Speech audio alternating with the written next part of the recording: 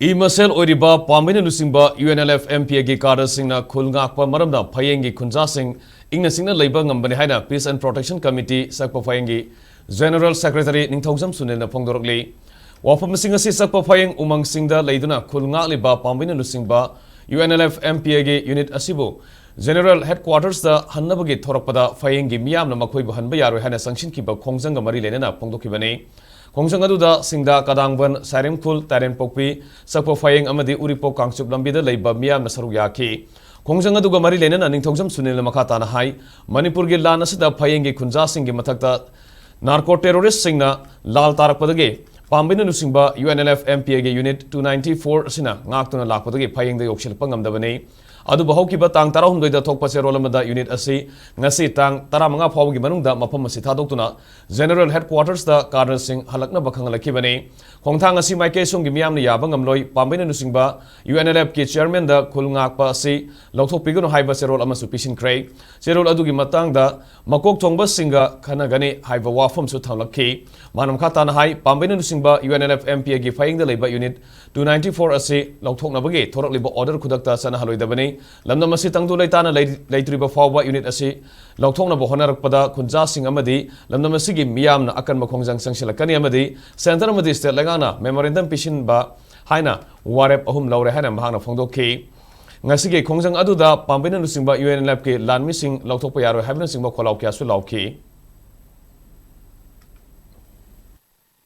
Phayeng da Ladiba Pambai Group ki MPA Kangbu Singase headquarter da within 15th of April ngasigi numisida ko lakadabani haiba order se thorakpasida khoina thamoi shokna yaning da ba phungdokpa galloina phaidiba order asi kakpinabagi damakta khoina UNLF Pambai gi group da khoina appeal ama khaksu pizagi hariba appeal sisu khanabigani haina khanjari aduga makhatana akhona mifamama miyam gi oiba mifamama phamjarakanda UNLF Pambai Group ki 294 battalion Phayeng da lokchoknaba thorakliba order khudaktagi revoke tawgadabani yamna vulnerable oiba situation si khangdana khudakta makhoibu without any alternative arrangement or any situations who maintain tawnaba honadana makhoi singse salhanaba honaraklabadi akhona pandam phangriba phawba akhoi miyang gi mateng galoina akan ba khongjang hin changsinaba putingmakna yanare central government and state government na changsinliba khongjang amade akhoi da phawriba emotion sing asibu masak khangbinabagi damakta dasu akhoina memorandum sing pishinba hariba order sing asigumba chana hanbiganu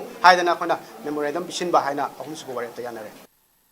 Ekhoi bungakpi sinbigani ne tharaiba government gi sipai singje ekhoi tasengna kijaba phawi ekhoi makhoi gi mathakta ekhoi karimta hainingde kasing asimak thoiba thawdo ase mokhoi na ngakpado ekhoi pamjadre moi si ekhoi na thajaba leitre haidana ekhoi icha singji ga ekhoi yam wana nungja marakta nung ahing nungthin khangdana ekhoi laiminari be polamani aduda no mokhoi na yare haidana mokhoi gi high authority na haiba orasu amana haiba orasu ekhoi na mokhoi je ekhoi mafamdagi thado honingde haidana ngasing asibak se ekhoi na mokhoi je chakhiba Yaroi, no koi se, ima hoi ngakadabani, na koi hingaga ima hoi si horo haibra. Akoi Manipur government na moi MLA kumpuna, chanti phange, la loire, karai da loire ba la no. Makoi na soira gana, ai koi bu, wari sa jing ai ko, SK share mari le na han ba Yaroi, hantaki matang siri, akoi thengna ba ya ba thengna gani. Praja maya na wari ba si ubang amdra ba bioi adugo mo MLA singdo. Phamdagi lokthok piro masana cylinder tawro. Kuki ora sanu akoi general haiba mitai haiba mera pai bi haiba ekhoi mayam na khoi thengna jarage sira jo khoi si jarage haiba wafam je